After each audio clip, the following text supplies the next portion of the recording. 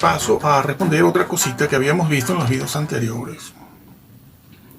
Y tiene que ver con aquello de Segunda de Pedro 1:10, donde comentábamos que aquellos creyentes habían olvidado la antigua purificación de sus pecados, habían olvidado la purificación de sus antiguos pecados. Eso está explicado ya, no lo vamos a repetir aquí. Lo que voy es a añadir un ejemplo de eso, porque eso siguió pasando en otros sitios. Es que, como dijimos en el video anterior, esto sí lo recuerdo, lo vamos a recordar, eso es ley de vida, amigo. Eso es una ley permanente y universal que se cumplió en aquellos tiempos, el siglo I, y se ha seguido cumpliendo a través de la historia, en ocasiones, pero sobre todo, al final de los tiempos, en toda la cristiandad. Voy a sacar un ejemplo, otro ejemplo más, aparte del que Pedro menciona allí en Segunda de Pedro. Bueno, ustedes lo conocen. A la iglesia de Éfeso. La iglesia de Éfeso. La iglesia en Asia Menor, ¿no? En Asia Menor. Sí. En Asia Menor, la iglesia de Éfeso en el capítulo 2. El capítulo 2. Bueno, vamos a ver lo que nos interesa. De ese capítulo lo que nos interesa. Dice, yo conozco tus obras. Ay, qué bueno, sí, sí. Y el Señor comienza felicitándolos por su arduo, emplea esa expresión, arduo trabajo. Bueno, sé que has sufrido y has tenido paciencia y has trabajado arduamente por amor de mi nombre y no has desmayado. Eso hay que hacerlo. Está muy bien eso. Pero tengo contra ti que has dejado tu, ¿qué? Primer amor. Has dejado tu primer amor. Claro, habría que empezar a hablar solo de la iglesia de Éfeso, ¿no? Y hacer un estudio sobre la iglesia de Éfeso, porque la iglesia de Éfeso era la iglesia donde estaba, si mal no recuerdo, Timoteo, ¿no? Era una iglesia donde también, pues por allí estuvo el apóstol Juan, y es muy interesante, una iglesia, un grupo. Entiéndase que en ese tiempo no habían iglesias con paredes, como las conocemos hoy en día. Hay que esperar al siglo, mediados finales del siglo II o III, para empezar a ver algo de estructuras físicas, como las que llamamos hoy en día iglesias o templos a los cuales se iba. Se iba a la asistencia al culto, pero en el momento en que se está escribiendo aquí no habían esos templos, sino las casas, como ya sabemos, ¿no? Se vivían en casas, como está registrado en el libro de Hechos. Bueno, entonces has dejado tu primer amor. Y en esa época habían falsos apóstoles, como está descrito ahí. Falsos apóstoles, lo sabían. Esto de los apóstoles falsos es muy antiguo. La gran cristiandad hoy en día cree que es algo nuevo. Y van y siguen. Mi apóstol. Eso es muy antiguo, de los falsos apóstoles. No hay hoy en día apóstoles. Como aquellos 12, ni uno. Ni uno. Entonces, habían falsos apóstoles y ellos tuvieron que luchar contra esos falsos apóstoles. Estoy resumiendo la historia.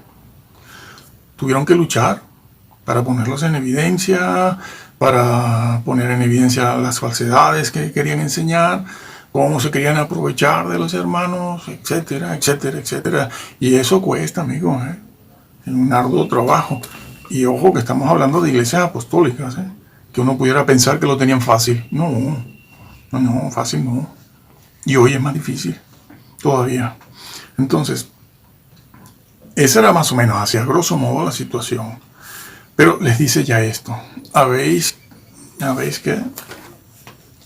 que has dejado tu primer amor?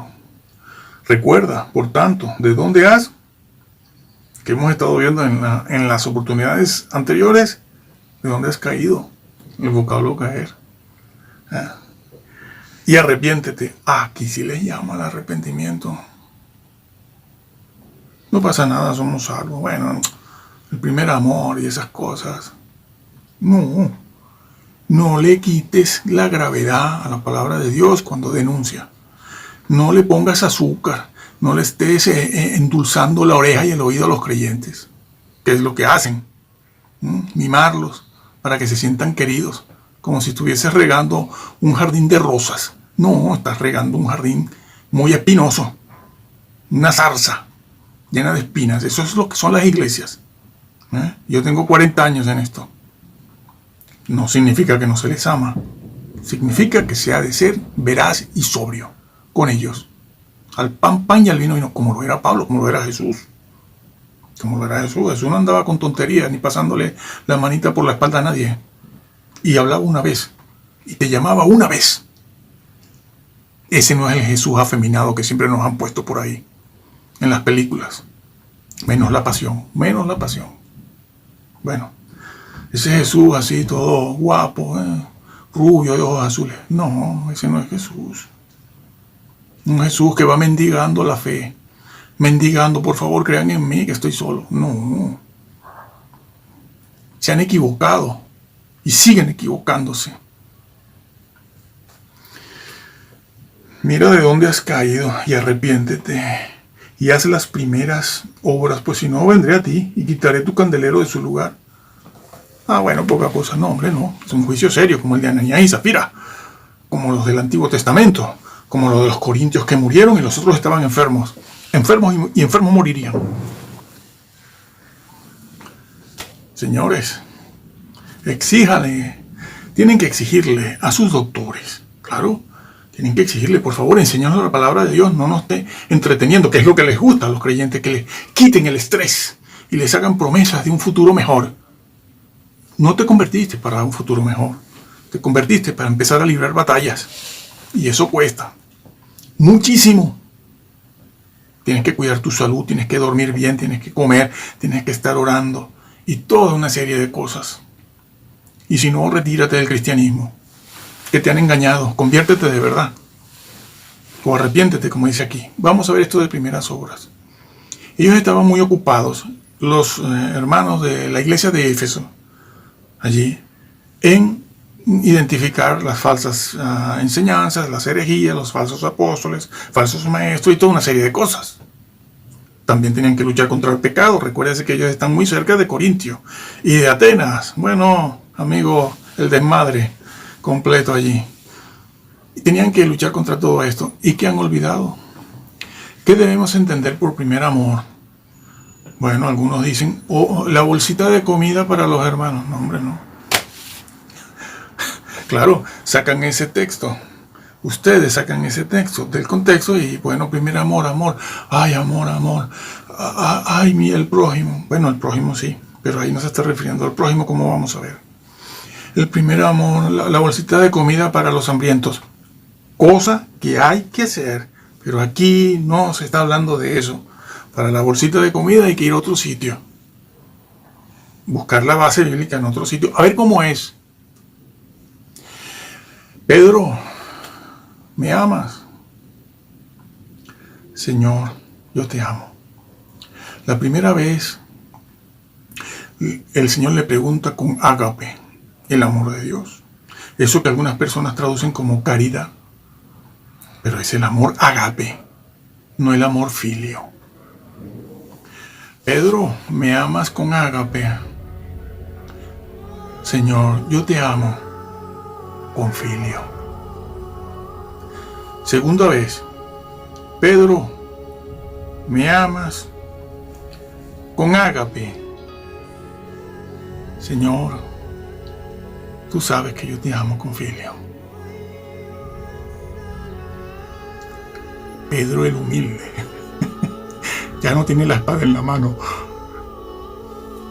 Tercera vez, entonces Pedro, ¿me amas con filio? Ay, Señor, tú sabes todas las cosas. Tú sabes que yo te amo con filio.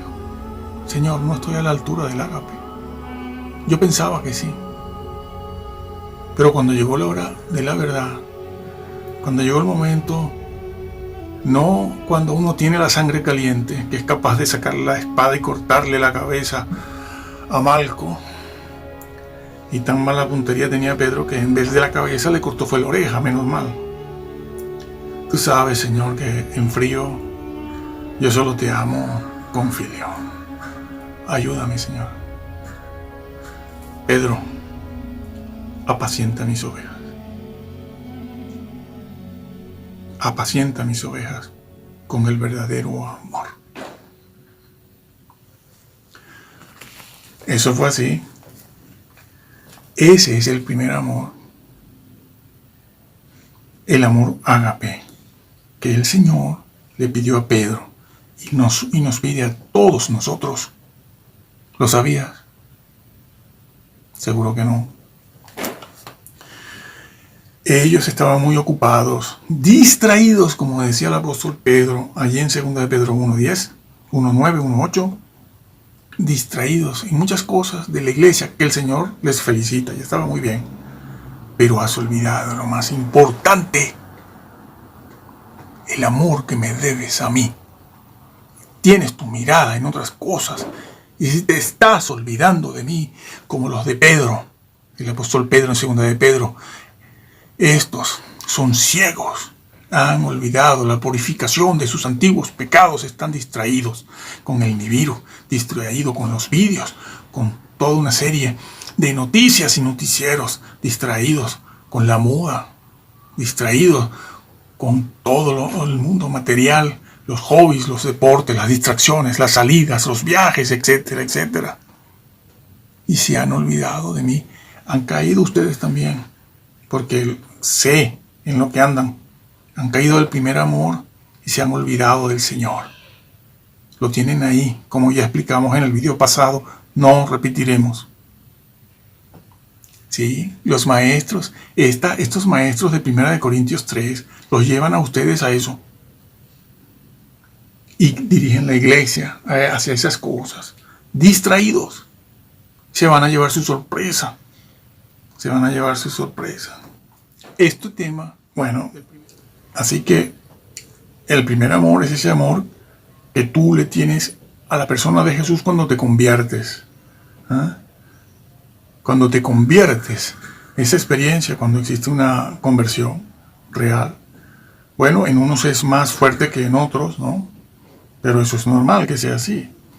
Ese primer amor, esa primera impresión, esa primera dedicación, devoción, anhelo por la persona del Señor mismo, eso se va enfriando, porque tus líderes te han llevado a otras cosas.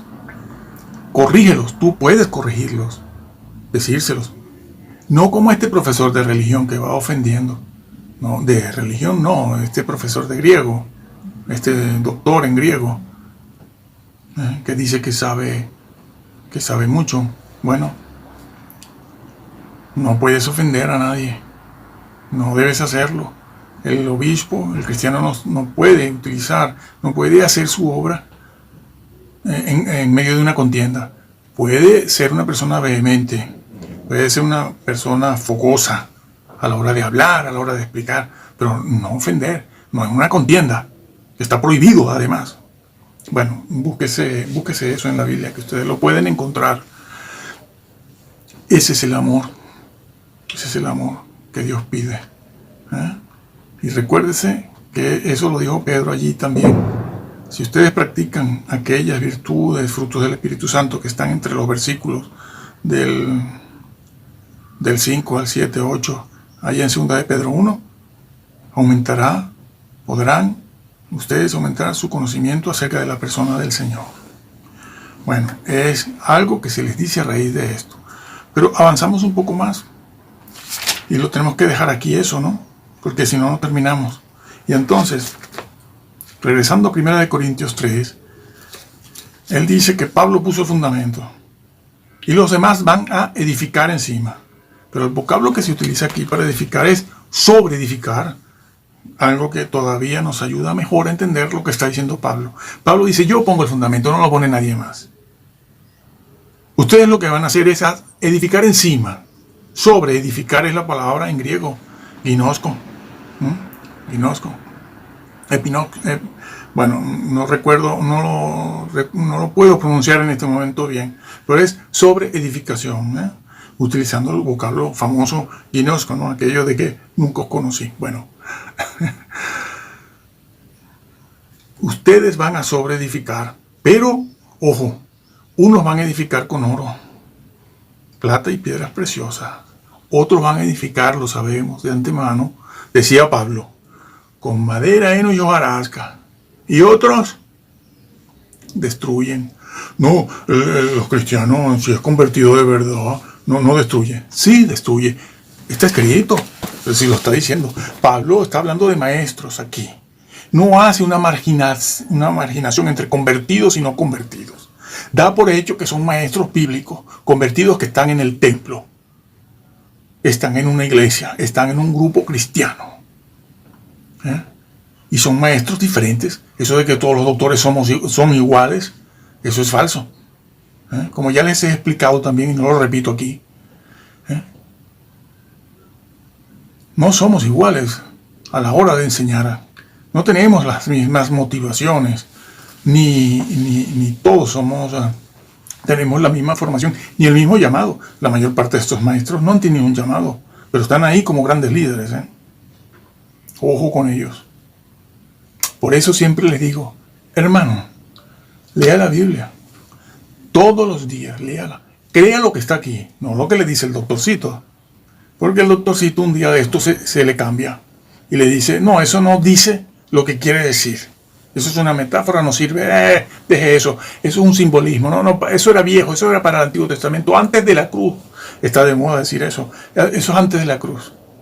Ya demostramos la vez pasada que no. Pero si aquí dice, has caído de tu primer amor, arrepiéntete, créele a esto. Y si la Biblia dice que el infierno existe, usted se lo lee a su doctor y después le dice, doctor, ¿por qué usted no cree en esto que está escrito, doctor? ¿Sabe algo? Lo va a dejar en evidencia. Su falsedad la va a dejar en evidencia. Claro que lo deja en evidencia delante del mundo de seres espirituales que están observando nuestro comportamiento y delante de los hermanos que son de verdad. Bueno, que aman la verdad. Entonces Pablo dice eso. Hay tres tipos. El que edifica con oro, edifica con la doctrina real, verdadera, sin motivaciones ajenas a los propósitos de Dios. De esos hay muy pocos. Voy a correr ahora un poco sobre este tema. Los que edifican con heno y hojarasca, bueno, y madera, ¿no? Aquel que llaman doctor madera, doctor hojarasca. Bueno, ese no está edificando, sino bajo sus propias inclinaciones, bajo sus propios gustos, bajo su propia concupiscencia, su inclinación, no bajo el Espíritu Santo. Ustedes eso no lo notan, a menos que empiecen a estudiar y a discernir. Porque el diablo siempre se presenta como un ángel de luz. No estén pensando que un falso maestro se le va a conocer porque va a hablar de los brebajes que hay que hacer para hacerle un mal trabajo a una persona. No, hombre, no, por Dios. No sean infantiles. ¿Con qué tentó el diablo al Señor Jesús? Por ejemplo, un ejemplo. Pero un ejemplo estrella, que es un botón de muestra de todos los demás, de la realidad y de la verdad. Lo tentó apareciéndosele con un tridente y la cola lleno de fuego y todo eso. No, eso no tienta a nadie, eso no prueba a nadie. Pero si yo me presento como se presentó Jesús, con la Biblia en la mano, interpretándola de manera errada, eso sí te pierde. El diablo trató de perder a Jesús, desviarlo de su camino, precisamente desvirtuando muchos versículos bíblicos. Di a estas piedras que se conviertan en pan, porque escrito está, y era verdad. Pero él le estaba dando un sentido al diablo, que no era el verdadero Jesús, que él era el autor de ese versículo, y lo conocía bien. Lo desmintió. Claro, lo desmintió. Pues bien, entonces, son personas que van edificando la iglesia según su propia inclinación, sus propios intereses egoístas, incluso su propio interés familiar. o eclesio familiar. Y va tomando decisiones en base a sus intereses egoístas, personales, egolátricos, y cosas que le puedan encumbrar y le puedan dar notoriedad. De eso hemos hablado en otros vídeos. Ya hemos dicho qué cosas. Pero ese maestro va así. Y estoy nombrando unas cositas nada más. Se pueden agregar otras y sumarle y sumar y sumar. Y están los otros. Está el último tipo de maestro, que es el que destruye. ¿Con qué se destruye? Pues con lo que Pablo está diciendo, señores.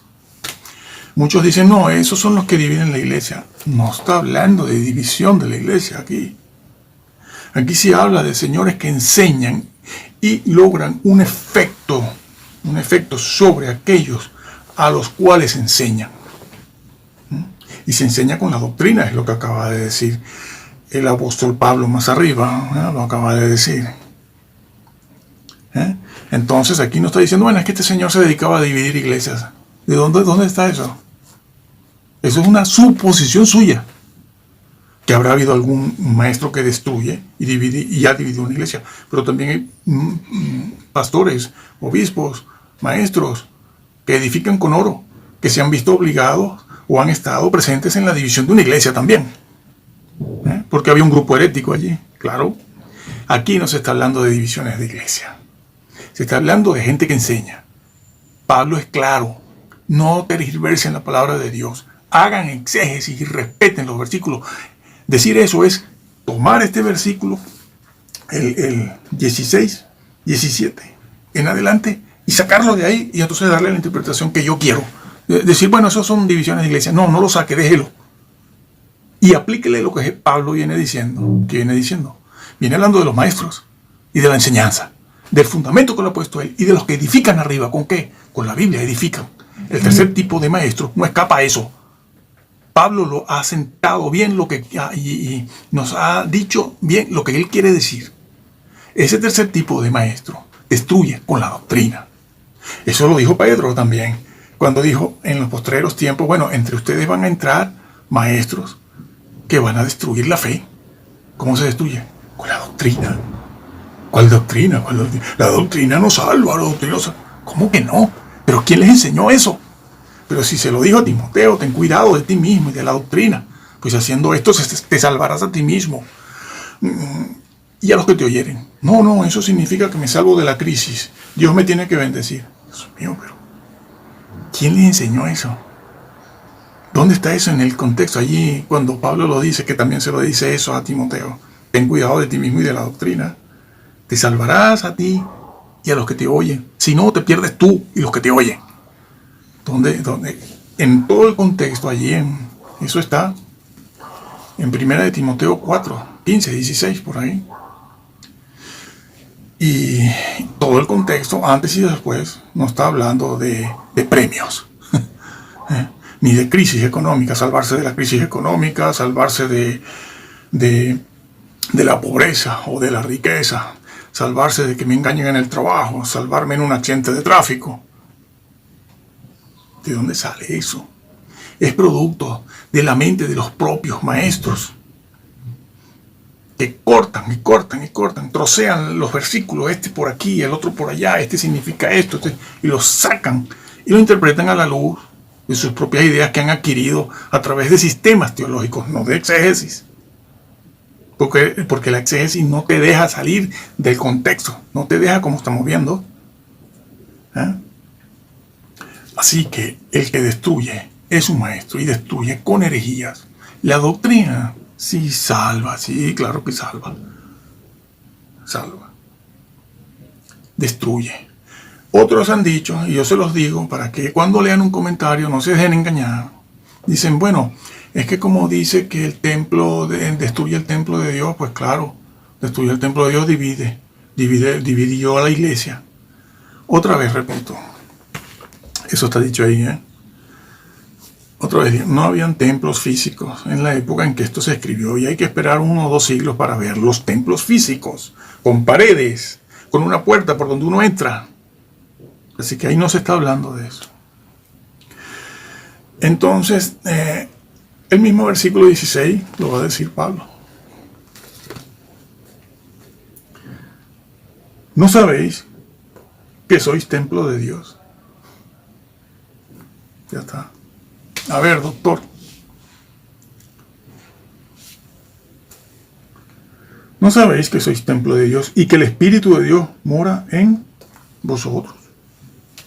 ¿Dónde mora? ¿En las paredes? No, el Espíritu Santo mora dentro de ti. En ti, tu cuerpo. Tú, está dentro de ti, de tu persona. Claro, el apóstol Pablo lo dice. Este maestro destruye el templo de Dios. ¿No sabéis que el templo de Dios sois vosotros? Te ha destruido a ti. A ti, dice Pablo, a ti te destruye. ¿Con qué? Con esas herejías que está enseñando este maestro destructor. No le creas, ay, a mí me gusta, es que le tengo cariño. Vale, ok, está bien. Has decidido, no conforme a la verdad, sino conforme a tus gustos. Tú quieres seguirlo, a ti te hace falta que te engañen. Hace falta que te engañen, te gusta el engaño, que te dominen. Necesitas una persona que te diga lo que tienes que creer y cómo hacerlo. Te gusta, te encanta. En psicología esto se conoce, ¿no? No digo nada porque sería un poco violento decir lo que la psicología dice de la masa. Los sociólogos. Bueno. Pero es verdad eso, ¿eh? Es que la Biblia también lo dice.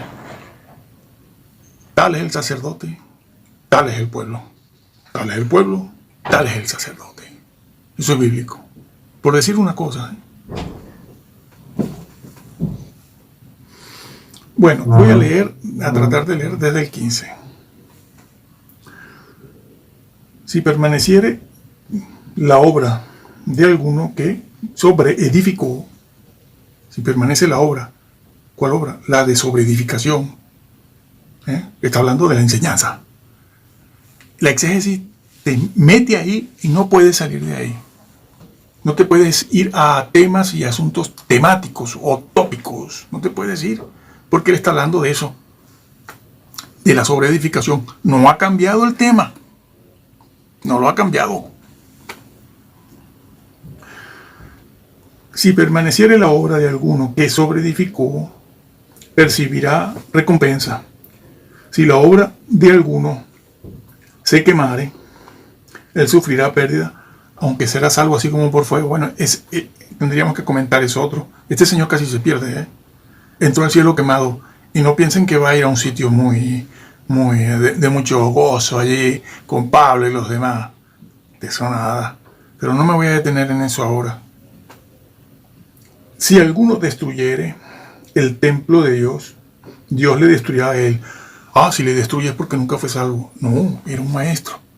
Pablo no está diciendo, no está metiendo allí a dos que sí eran salvos y uno que no lo era. Teoría calvinista. Claro, ¿por qué dice eso? Porque él tiene que meter aquí la teología, decir eso para poder dejar bien su sistema teológico, no exegético. Entonces tiene que decir eso. Una persona que nunca ha conocido el sistema teológico, lo hemos visto, calvinista, reformado, aquello de Juan 3:16, salvo, siempre salvo, que no sabe nada absolutamente de eso, que llega por primera vez a la Biblia y lee esto, lo entiende bien, dice, mira, un cristiano, un maestro cristiano que se perdió, Dios lo destruyó. Y entonces viene y nos pregunta, ay, ¿cómo es esto? Yo le digo, sí, lo has entendido bien, porque todavía no has escuchado el tema de Juan 3:16, salvo, siempre salvo. El día que lo oigas, te vas a entrar en crisis, porque te vas a decir, bueno, pero ¿cuál es? Pero estos señores dicen otra cosa. Digo, sí, dicen otra cosa distinta de lo que está escrito. Aquí está. Bueno,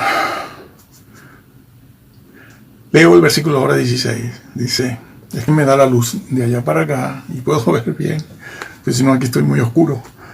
Bueno, ¿no sabéis que sois templo de Dios y que el Espíritu de Dios mora entre vosotros? Si alguno destruyera el templo de Dios, Dios le destruirá a él. Porque el templo de Dios, el cual sois vosotros. dice allí, santo es. Se refiere a la persona, ¿no? Grandes comentaristas en la historia han negado esto. Dicen que esto es un templo. Yo digo, bueno, pero el templo, las paredes son santas. Pero sí, Pablo lo está diciendo, sois vosotros. Usa el plural para dirigirse a un número indeterminado de entes, elementos o personas. Y está hablando de personas. Sois vosotros. Y yo me he quedado con la boca abierta, se me ha caído la quejada al suelo cuando he visto esos que los calvinistas defienden que son grandes comentaristas y teólogos.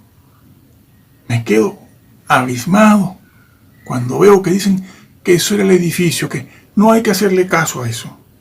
Hermano, lea eso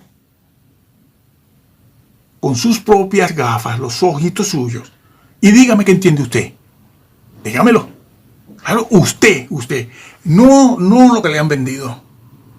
Para que usted se ponga las pilas y se deje de juegos y tome esto en serio. Porque es que ellos no lo han tomado en serio, sino que van siguiendo a otros. Usted no siga a nadie, siga la Biblia. Pídale al Señor que le dé sabiduría, que se la dará. No será usted un gran teólogo, a lo mejor no puede ir a la universidad. No importa, eso no importa si hay hermanitas, ancianitas, que alguna vez nos hemos encontrado con ellas y casualmente ha leído un versículo y dicen así, porque aquí dice que los salvos pueden dejar de alcanzar la salvación. Hermanita, ¿y usted cree eso? Dice, claro, hijo, es que está aquí, ¿no? Pero hermanita, su pastor no enseña eso. Bueno, hijo, yo no sé, pero esto está aquí, yo lo creo. Ah, amigo, es para fusilarlo. Francamente. Una hermanita. Menos mal. ¿Cómo será ese juicio? Sorpresa tras sorpresa. Sorpresa tras sorpresa. Hombre, claro. Resumen. Dios no busca la cantidad, que es lo que le han hecho creer, sino la calidad. La calidad. Por eso aquello de aquella frase, muchos son llamados, pocos. Pocos son pocos. No lo cambian. No es la mayoría, ni la inmensa mayoría. Menos del 50%. ¿Cuánto? A partir de ahí, no lo sé. Pero menos de la mitad. Eso seguro. El Señor sabrá cuánto, sí, el 30%, 40, 20, 15. Yo no lo sé. Muchos los llamados, pocos los elegidos. Dios no busca la cantidad. Job, en su tiempo, era el único. Y dense cuenta de una cosa. El único hombre que en aquella época derrotó al diablo. Lo derrotó un hombre. Algo que no le gusta al diablo, que un hombre lo derrote, porque él odia al hombre. Odia a los seres humanos. Porque el ser humano está por encima de él. ¿Qué les parece? Tienen que aprender del Señor. ¿Saben quién es el rey del universo? Un hombre. No, Dios no. Un hombre que tiene deidad y que es un hombre, un humano. Eso ha sido una derrota para el diablo y las tinieblas tremenda. Tremenda. Que un ser que fue creado inferior a los ángeles sea el rey del universo. Y la iglesia en algún momento va a gobernar el universo entero. Amigo, eso es un esquizofrénico para él. Bien. Tengan cuidado, porque es la calidad, no la cantidad. Y este segundo tipo de maestro, el de la madera, el heno, los hojarasca, mezcla verdades con falsedades, una mezcla. Y muchos de ellos, al final, como avancen mucho, pasan a destruir la iglesia, pasan a ser destructores. Un día comenzaron con el oro, pasaron al heno y después se convirtieron en destructores. ¿Sí? He aquí un ejemplo más de personas, maestros, creyentes convertidos, que en aquel día escucharán: nunca os conocí, apartados de mí, hacedores sin ley. Señores, lo que hemos dicho en los vídeos anteriores. He aquí otro ejemplo, aparte de los que ya hemos mencionado. Eso de que la ley era para antes de la cruz, porque después de la cruz no hay nada, es falso. Estábamos escribiéndolo aquí de manera rápida, como una pincelada, porque aquí no podemos hacer más, ni yo puedo estar leyendo tanto, ni porque ustedes necesitan que se les dé algo que después les sirva para averiguar ustedes mismos. Ustedes mismos, sí señor, ustedes mismos. Tienen que averiguar, sentarse. No pueden vivir de la fe ajena. Tienen que vivir de su propia fe. Yo y otros maestros, que no soy solo, les facilitamos la comprensión, la ayuda, pero es para que ustedes se sienten y para que abran los ojitos. Bueno, sobre todo, si leen la carta completa de 1 de Corintios, si la leen completa, se darán cuenta de que Pablo está luchando. Bueno, allí mismo en el capítulo 3 lo dice. Yo no lo voy a leer ahora porque ya queremos terminar. Pero allí mismo Pablo se queja de que muchos de ellos se consideraban sabios. Y como eran sabios allí, maestros, bueno, sobraban. Pero Pablo lo dice. Eso no, amigo. Y Pablo entonces hace esta declaración en 1 Corintios 3, precisamente para poner en orden un poco eso de que tantos sabios que vienen allí, muchos sabían y tal. Dice: en un momento, hay 3 tipos de maestros, tengan cuidado. Está este maestro, está este segundo maestro y el tercer maestro. No se consideren sabios ustedes, porque no lo son. Saben mucho, pero de otras cosas. Saben mucho, a lo mejor, de filosofía. Saben mucho de filosofía griega. Saben mucho de los temas del gnosticismo, y que estaba de moda en aquel tiempo. Y todo esto. Pero eso no es. Eso no es. Así que eso lo tienen ustedes en sus iglesias, hombre, claro. Ustedes no escapan, nadie escapa de esa realidad. Y tienen que calificar a sus maestros. Pablo lo dice para eso, para que los que están allí, sean los maestros o sean los oyentes, los que están sentados escuchando, digan: este maestro me parece que es destructor. Dice que esto que está aquí no dice lo que quiere decir. Eso es un destructor. Me voy de aquí, me voy al de enfrente, que está casi solo, pero ¿cómo habla del Señor? Y bien, lo que está escrito, eso es lo que tienen que hacer. Sin estar tanto distraídos. No se distraigan. Bueno, termino diciéndoles: señores, lean la Biblia. Lean la Biblia. Crean la Biblia tal cual está. Vivan vidas santas, claro. Como dice Pablo allí, dice: el templo, vosotros sois el templo del Espíritu Santo. Ustedes son la base, la habitación del Espíritu Santo. Vuestro cuerpo, el cual es santo. Santo.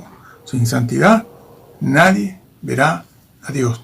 Entonces saltan y dicen: bueno, yo soy salvo, yo tengo fe. No está diciendo eso. No está diciendo,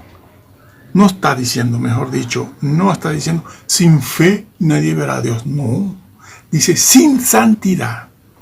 Tu fe ya tienes. Esto está dicho para los que ya tienen fe. Lo que está diciendo es que tú, con tu fe, sin santidad, no verás a Dios. Exégesis, señores. Hermanos, pídanle, reclamen, tengan valor, que nadie los engañe. Bueno, si usted es un vividor que está sentado, que está de acuerdo con su obispo, con su pastor, para toda esa parafernalia, porque también eso abunda mucho, y usted es de los que canaliza, ponen los canales, esto, y cuando un hermano dice una verdad en el comentario, en la cajita de los comentarios, llamando a la cordura, y usted es de los que salta para ofender a esa persona que está buscando la verdad. Bueno, esto no va con usted. Estamos hablando a los 4 gatos que son hermanos, que son de verdad, que aman la verdad, y que no están por esto de la notoriedad, monetizar canales y porque este es mi líder. No. Usted, hermano, lea la Biblia, créala tal cual y busque una iglesia donde se hable de Jesús y solo de Jesús. Y de los demás temas también, pero en forma accesoria. Y que el Señor los bendiga a todos.